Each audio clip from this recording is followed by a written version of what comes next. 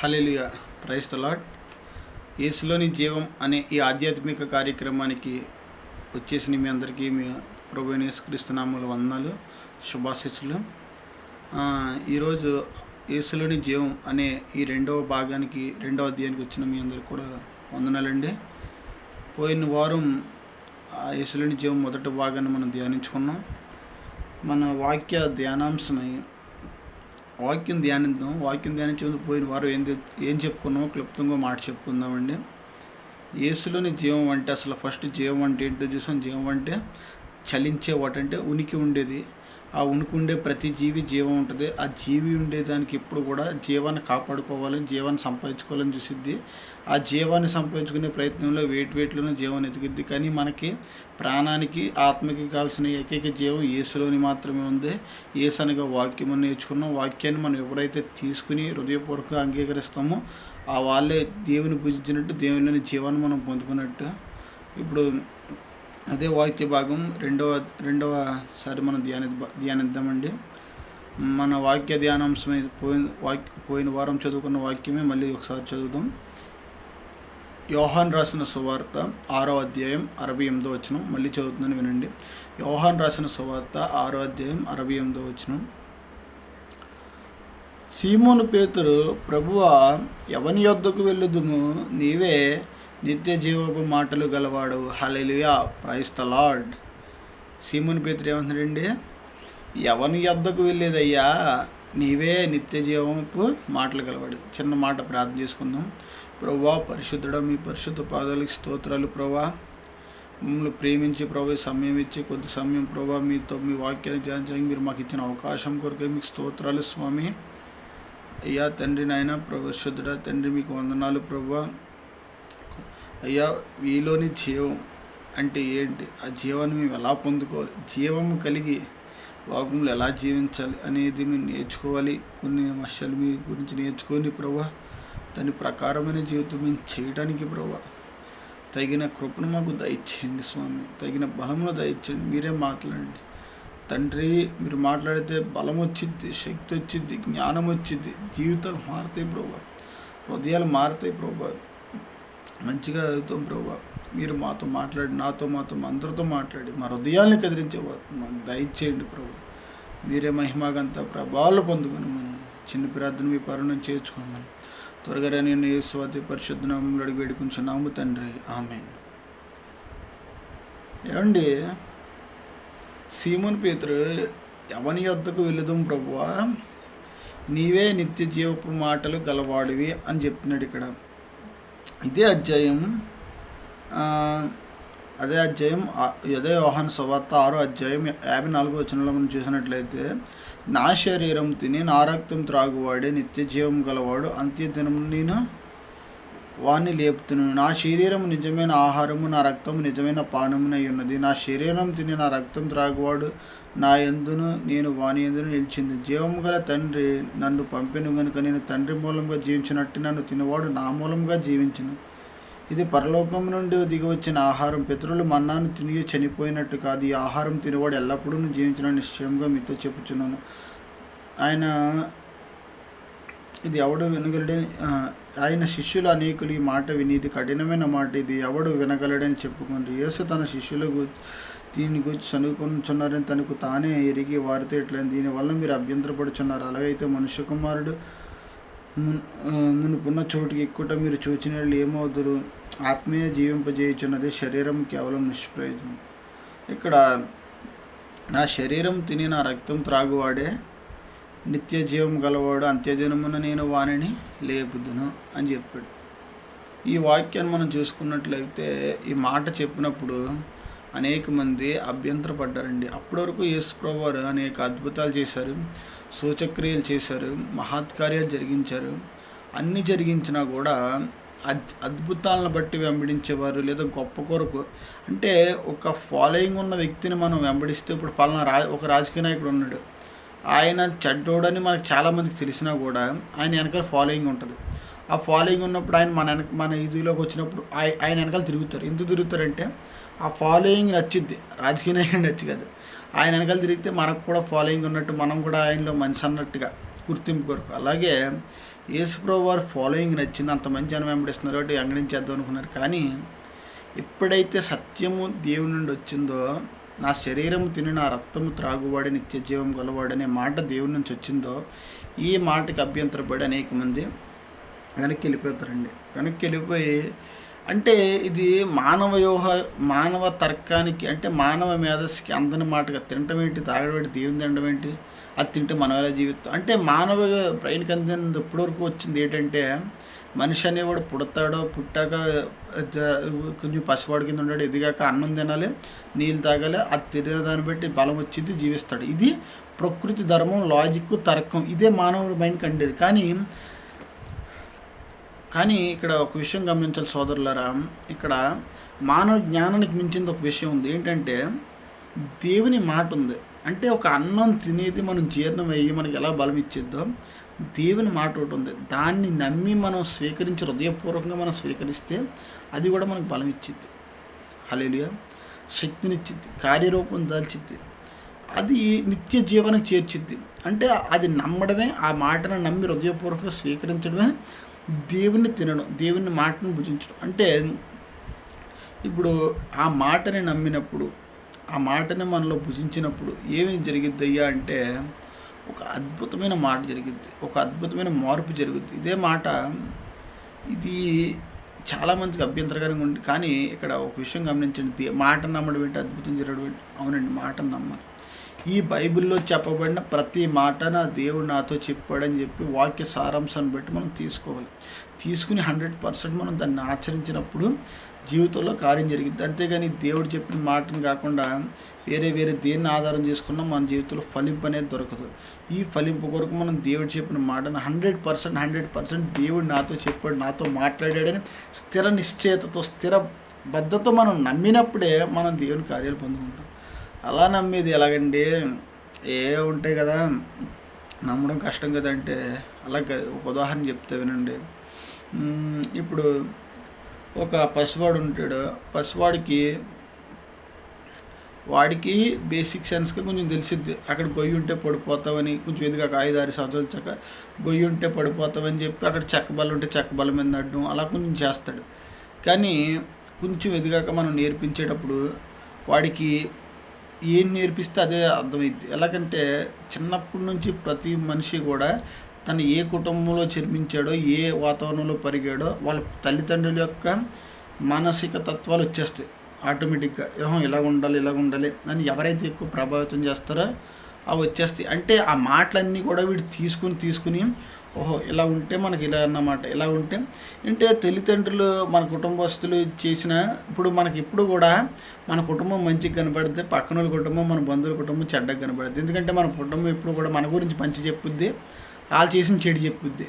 చెప్పినప్పుడు పదే ఎన్ని ఉంటామో మనకి ఇలా లాస్ చేశారా, ఇలా లాస్ చేశారా, ఇది మనం ఒక వెర్షన్ నుంచే వింటున్నాం. కానీ ఆతల వెర్షన్ అంటే అక్కడ వేరేలా ఉంటుంది కదా.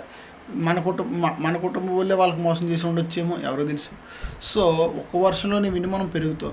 ఆ పెరిగినప్పుడు తల్లిదండ్రులు చెప్పే మాటలన్నీ కూడా మంచి, అంటే వీళ్ళు చేసిన మంచి మాటలు చెప్తారు, వాళ్ళు చేసిన ద్రోహాలు చెప్తారు. కానీ వాళ్ళు చేసిన మంచి దాచేస్తారు, వీళ్ళు చేసిన ద్రోహాలు కూడా దాచేస్తారు. అంటే ఏదైతే విని పెరుగుతున్నాడో, అంటే తల్లిదండ్రులు అనే వాళ్ళకి బంధువుల మీద అంతగా కోపం ఉంటుంది. ఒక 50% ఉంటే పిల్లలు అనే వాళ్ళకి 100% వచ్చేది కోపం. ఎందుకు వచ్చేది? వాళ్ళకి 50% ఎందుకు ఉండిద్ది అంటే, వాళ్ళ కండిషనింగ్ ఏంటంటే, వాళ్ళ బంధువులు వాళ్ళకి సగం చేసిన మంచి తెలుసు, సగం చేసిన ద్రోహం తెలుసు, కాబట్టి వాళ్ళు బ్యాలెన్స్గా ఉంటారు. కానీ పిల్లలు అనేవాళ్ళు వాళ్ళు మాకు ఎంత మోసం చేశారు అంటారు. అంటే వీళ్ళ మైండ్ అంతా కూడా ఈ మాటలు విని పెరుగుతుంది, కాబట్టి ఆ మాటల్లో ఉండిపోతుంది. ఆ మాటలంతా ప్రభావితం, ఎదిగే పిల్లలు ప్రభావితం చెప్పి పెద్ద అయినా కూడా బంధువులకి రెస్పెక్ట్ ఇవ్వకపోవడం, లేకపోతే పట్టించుకోకపోవడం, ఆడ ఈడ అనే టైప్లో ఉంటుంది. వీళ్ళ కోపం తగ్గదు. కానీ అదే అంత మాటల ప్రభావం ఒక పసివాడి మీద నుంచి ఎదిగే ప్రాయంలో వాడి మీద పడుతుంది. అంటే వాస్తవానికి తల్లిదండ్రులు చెప్పిన వారే, చాడీలు చెప్పిన వారే 50% కోపం కలిగి ఉంటే, చాడీలు విన్నవాడికి 100% కోపం వచ్చింది. అంటే వాళ్ళు సగం దాచి సగం చెప్తారు. అంటే ఈ లోకంలో ఎవరేం చెప్పినా కూడా మ్యాక్సిమం నిజం చెప్తారు, అబద్ధం చెప్తారని కదా, వాళ్ళకి అనుకూలమైన మాటలు మాత్రమే చెప్తారు. అది పక్కన పెడితే అందుకని చెప్పి దేన్ని కూడా మనం సీరియస్గా నమ్మకూడదు. ఇది ఎందుకు చెప్పాను అయ్యి అంటే మనం నమ్మిన మాటను బట్టి మన భావోద్వేగాలు ఎలా మారిపోతాయి అనేది చెప్పాను. అంటే ఒకళ్ళ గురించి మనం చెడుగా విన్నప్పుడు మన భావోద్వేగాలు ఎలా మారుతాయి అనేది విన్నాం.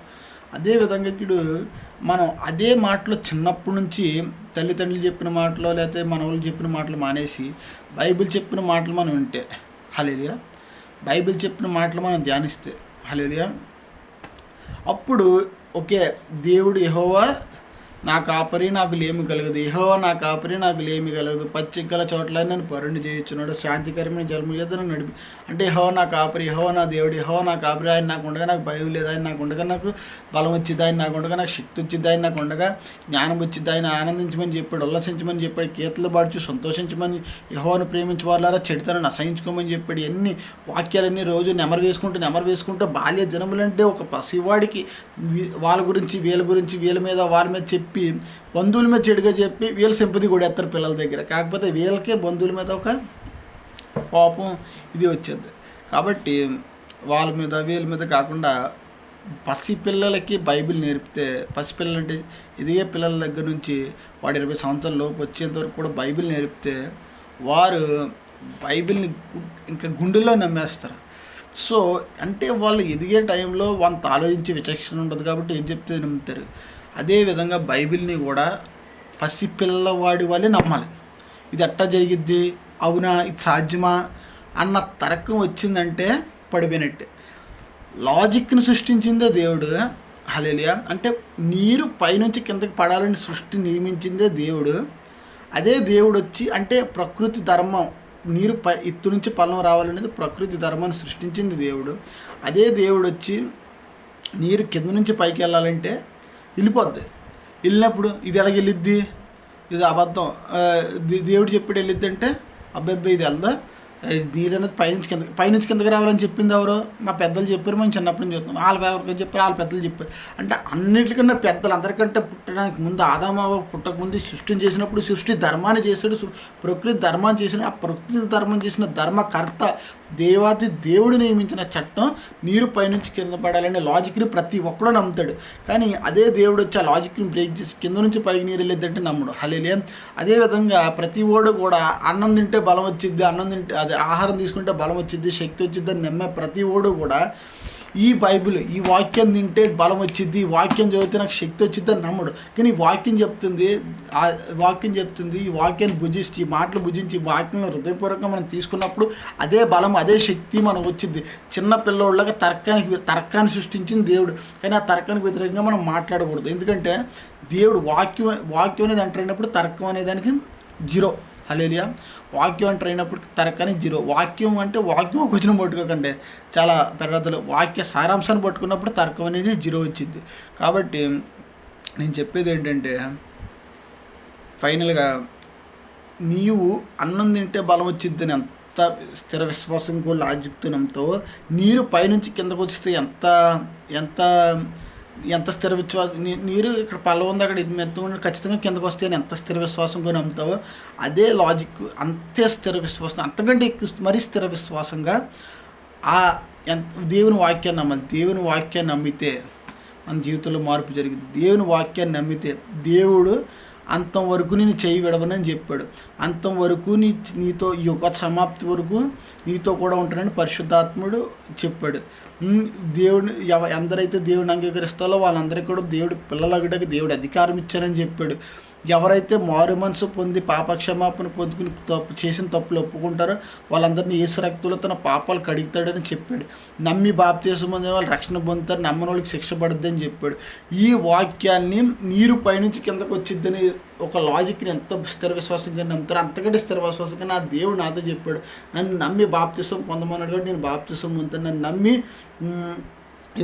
నన్ను నమ్మి ఎవరైతే దేవుడిని నమ్ముతారో వారందరికీ కూడా ఆయన పిల్లలగుడుగా ఆయన అధికారం అనుగ్రహించాడని కూడా చెప్పాడు. సో ఎన్ని వాగ్దానాల్లో కూడా మనం స్థిర విశ్వాసంతో నమ్మాలండి. నమ్మిన ఎడల నీవు దేవుని మహిమను చూస్తావు. కానీ ఇక్కడ మనిషి ఎలాగంటే నేను దేవుని మహిమను చూసాక నమ్ముతానంటాడు, అది వర్కౌట్ అవ్వదు. నువ్వు నమ్మాలి, అడిగెయ్యాలి. అంటే అక్కడ శూన్యం ఉంటుంది, నువ్వు అడిగెయ్యాలి, అక్కడ సృష్టి ఏర్పడుద్ది, హల్లెలూయా.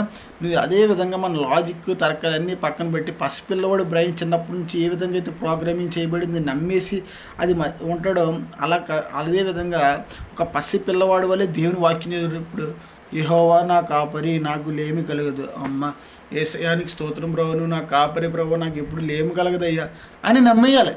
అలా నమ్మకుండా నాకు దేవుడి కాపరి అయితే నాకు లేమి ఎలాగొచ్చింది, నేను వెళ్ళాలి, జాబ్ చేయాలి, అది అవును అదంతా చేయాలి. కానీ అది చేయడానికి శక్తినిచ్చేదేవాడు, అది చేసే మనసు ఇచ్చేదేవాడు, అది చేయడానికి వెళ్ళేటప్పుడు నీకు అనేక శోధనలు వచ్చినప్పుడు దాన్ని ఆటంకపరిచేదేవాడు, నీకు అసలు ఉద్యోగాన్ని ఇచ్చిందేవాడు, నీకు ఉద్యోగం చేయడానికి నీకు నీ బాడీలో ఉన్న ప్రతి సెల్ని క్రియేట్ చేసిందేవాడు, డెవలప్ చేసిందేవాడు. కాబట్టి ఈ జీవవాక్యాన్ని మనం పసిపిల్లవాడి వల్లే మనం నమ్మాలి. హల్లెలూయా. అలా నమ్మిన ఎడలే దేవుని మహిమను చూస్తాం. 100% నమ్మాలి. నమ్మిన ఎడల మనం దేవుని మహిమను చూస్తామండి.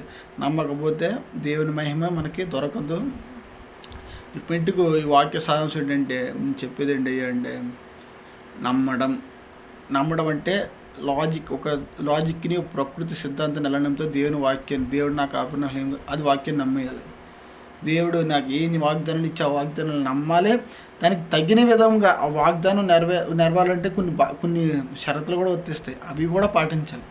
ఓకే, నేను ఎలా నడుచుకుంటే దేవుడు నాకు ఈ మేలు చేస్తాడు, ఎలా నడుచుకుంటే ఆ మేలు చేస్తాడు, ఇలా నడుచుకోవడానికి కూడా దేవుడే కృప చూపిస్తాడు. మళ్ళీ నడుచుకోవడం అంటే స్వనీతి వచ్చేది, నేను నడుచుకోవడానికి కూడా దేవుడే కృప ఇస్తాడు, నడుచుకోవడానికి కూడా దేవుని కృప మీద ఆధారపడాలి. అలాగే ఆధారపడి నడిచినప్పుడు దేవుని జీవాన్ని మనం భుజిస్తున్నట్టు అయ్యిద్ది. హల్లెలూయా.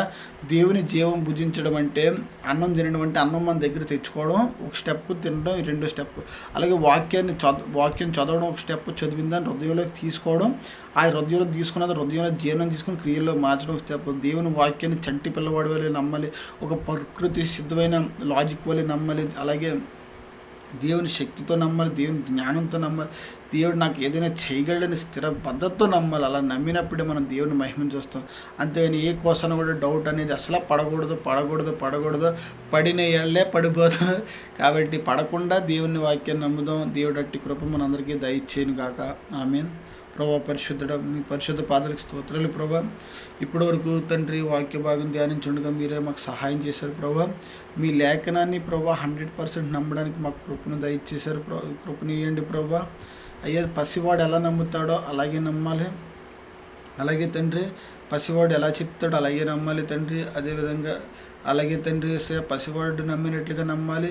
లాజిక్ అంటే దేవుని వాక్యమే లాజిక్ అనేటట్లుగా నమ్మాలి ప్రభా. నీరు పైనుంచి కిందకి ఎలా పడేది లాజిక్ అయిందో దానికి అదేవిధంగా దానికంటే స్థిరంగా ప్రభా దేవుని వాక్యాన్ని నమ్మి, దేవుడు నా కాపరి అంతవరకు నా చేయబడాడన్న మాటను నమ్మాలి. దేవుడు నమ్మి బాప్తిసం పొందిన వాడిని రక్షిస్తాడన్న మాట నమ్మాలి. మన పాపాలు ఒప్పుకొని విడిచిపెట్టి మారు మనసు పొందిన వాళ్ళు ఆయన క్షమించాడని నమ్మాలి. క్షమించేటప్పటికి మనం సంతోషంతో జీవించాలి. నమ్మిన వాళ్ళ సంతోషంగా జీవిస్తాం. అలా నీ ప్రతి వాక్యాన్ని ప్రభా ఒక ప్రకృతి సిద్ధమైన ధర్మాన్ని ఎంతలా నమ్ముతామో అంతకీ 100 రెట్లు స్థిరంగా. ప్రకృతి ధర్మమైన కొన్నిసార్లు బ్రేక్ అయిద్దామో కానీ వాక్యం ఎప్పటికీ బ్రేక్ కాదు ప్రభా. అంత స్థిరంగా నీ వాక్యాన్ని నీ వాక్యంలో కొనసాగడానికి మాకు మా అందరికీ శక్తిని బలమును దయచేసి కూడి వచ్చిన ప్రతి ఒక్కరికి బలము జ్ఞానాన్ని అనుగ్రహించమని చిన్న ప్రార్థన మీ పేరును చేర్చుకోమని త్వరగా నేను యేసు అతి పరిశుద్ధ నామములో అడిగి వేడుకుంటున్నాము తండ్రి. ఆమేన్.